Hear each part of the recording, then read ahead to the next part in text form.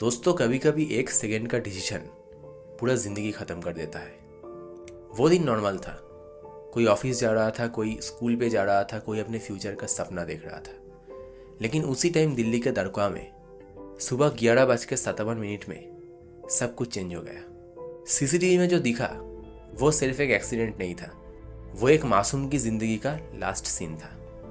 एक स्कॉर्पियो गाड़ी high speed में आ रहा था रैश ड्राइविंग करते हुए।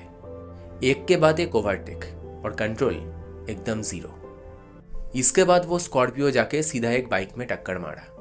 उस बाइक को जो चला रहा था उस लड़के का नाम था साहिल, जिनका उम्र था सिर्फ 23 साल। सिर्फ 23 साल दोस्तों, जिस उम्र में लोग लाइफ स्टार्ट करते हैं, अपने करियर बनाते हैं, अपने पेरेंट्स को प्राउड फील करवाने की कोशिश करते हैं। लेकिन उसी दिन ये लड़का जिसका नाम था साहिल, उसका सपना वहीं पे ही रुक गया। और इन सब में सबसे शॉकिंग बात क्या है जानते हो? वो गाड़ी जो चला रहा था वो एक माइनर था, जिसका उम्र था सिर्फ 17 साल। और रिपोर्ट्स के मुताबिक इस गाड़ी में मल्टीपल ओवर स्पीडिंग के चालान थे। मतलब दोस्तों ये पहली बार नहीं था, यह गाड़ी इससे पहले भी बहुत बार ओवर स्पीडिंग की। तो अब सवाल यह है कि इसके हाथ में गाड़ी आई कैसे, इसका पेरेंट्स कहाँ थे, और लॉ का जो डर था वो कहाँ था।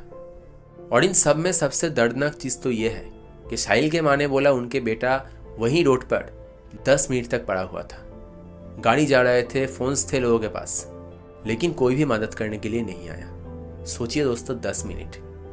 इतनी भीड़ वहां पे तमाशा देख रही थी, इतने वीडियोस बना रहे थे, रील्स बना रहे थे।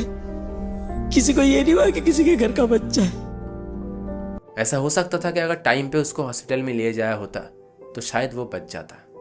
कभी कभी ये जो जान चली जाती है ये सिर्फ टक्कर मारने से नहीं जाता, ये सिस्टम के डिले की वजह से जाती है, और सबसे बड़ी बात हमारे फेलियर की वजह से जाती है। सोचो एक लड़का जो अपने फ्यूचर का सपना देखता था, जो अपने मम्मी को इतना प्यार करता था, उस लड़का का जान ऐसे चला गया कि पूरा इंडिया सदमे में आ गया। दोस्तों अगर सच बताऊं तो ये सिर्फ एक एक्सीडेंट नहीं है, ये हमारी सोसाइटी की भी फेलियर है।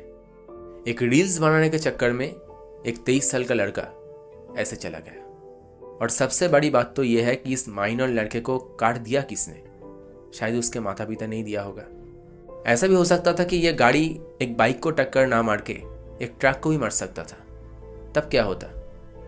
शायद इस लड़के का भी जान चला जाता। और ये बात इसके माता पिता ने कभी नहीं सोचा और इसके बेटे को गाड़ी दे दी। इसीलिए दोस्तों किसी को कार देने से पहले 100 बार सोचो कि वो हैंडल कर पाएगा भी या नहीं, क्योंकि आपका एक गलती किसी का घर तक उजड़ सकता है।